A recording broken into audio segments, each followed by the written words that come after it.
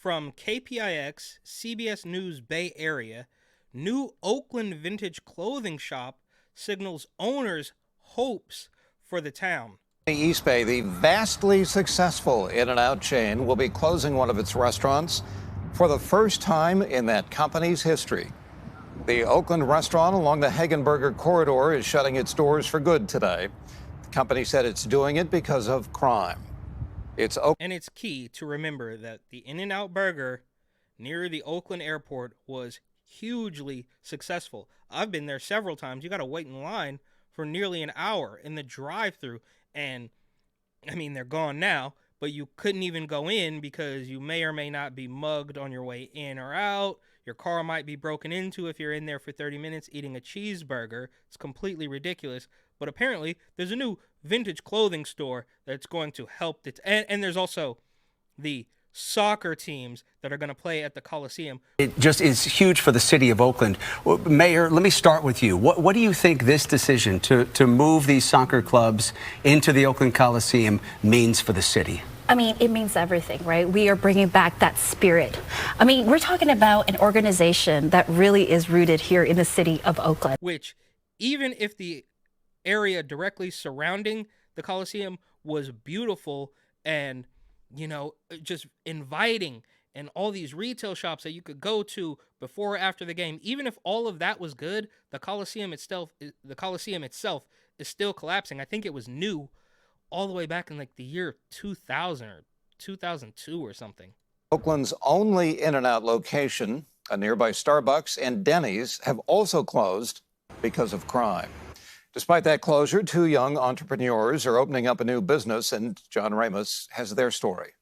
Okay, and before they get started here with this vintage clothing shop, I would wager that this business might last 2 years if it's lucky.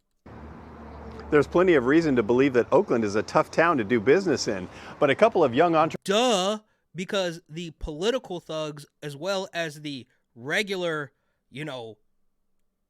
thuggery, the regular citizen thugs, are going to make it incredibly tough to work. But it's all going to be better now because there's a vintage shop. Entrepreneurs say the secret to success may lie in understanding the city itself.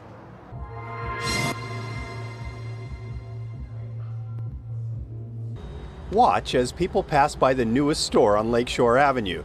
They do a double take and then turn back. What exactly is that?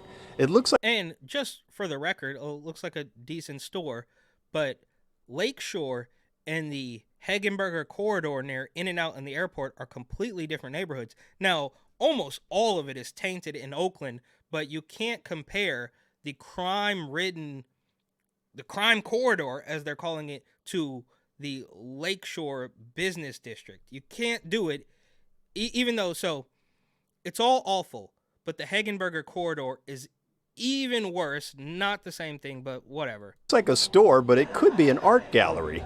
It's Marché, a vintage clothing store created by 20-year-old Ty Reno Sway and Marco Verdine, who's 24. Wait. So you want me to believe that a vintage clothing shop owned by a 20-year-old and a 24-year-old is going to bring... How did this happen? Maybe they'll tell us, but how did these people... How are they paying the rent? How is any of this happening? How, Sway? Take a few steps back to go... You ain't got the answers, man. You ain't got the answers. You ain't got the answers. You ain't got the answers, Sway. There's got to be some sort of benefactor behind them. There's just no other way. A different type of retail, a new experience with brick and mortar and physical retail. That's like the goal. Used clothing is a popular trend among millennials, but the trick is finding just the right pieces.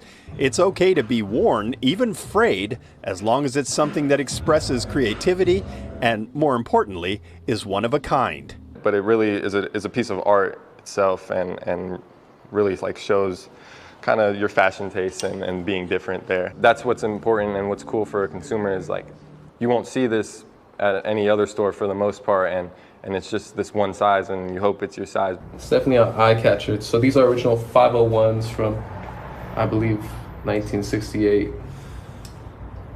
These pants are actually from the Summer of Love? I want to be clear in how I characterize characterize this. This is mostly a protest.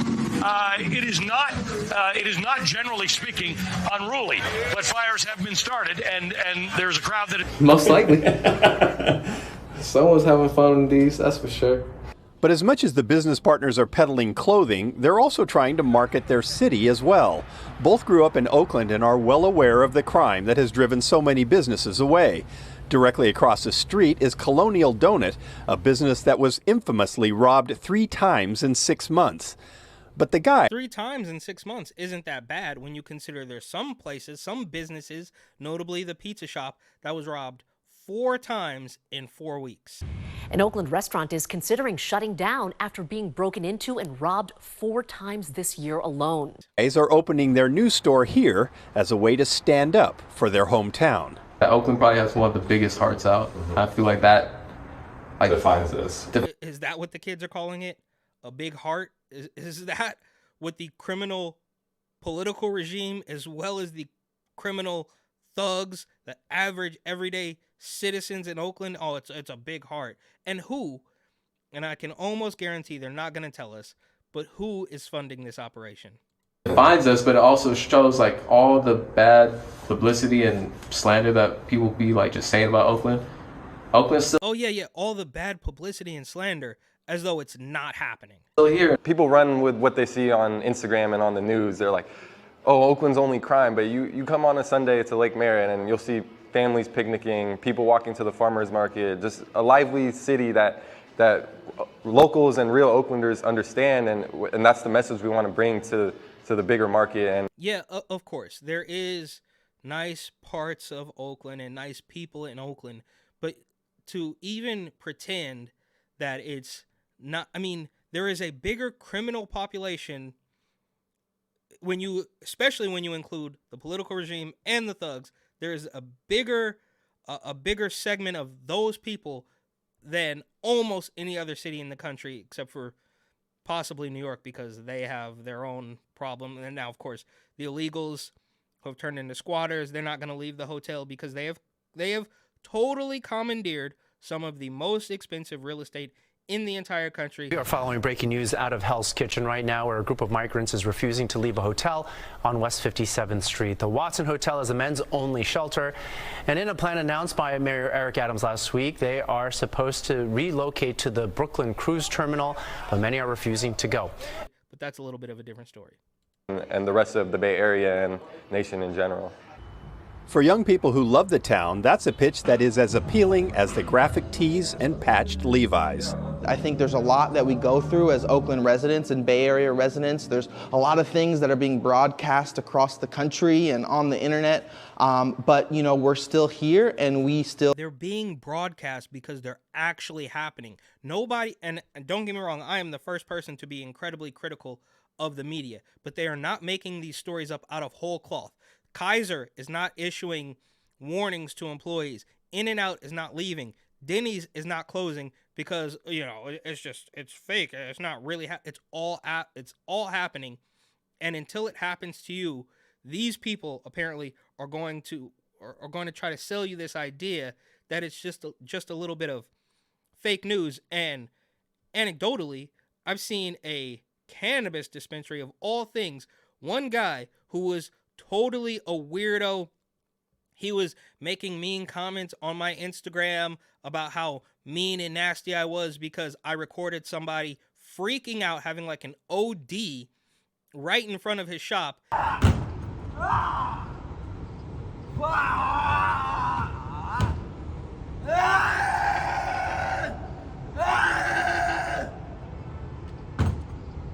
ass motherfucker. Fucking nigga, I thought you said me. Hey, bruh. Ooh. Fuck you, nigga. Fuck you. Let me see. What? Fuck. Fuck.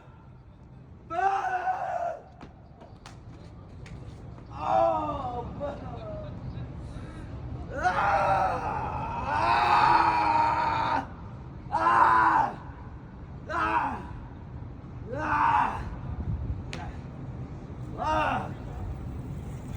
Nigga, bring that shit, nigga.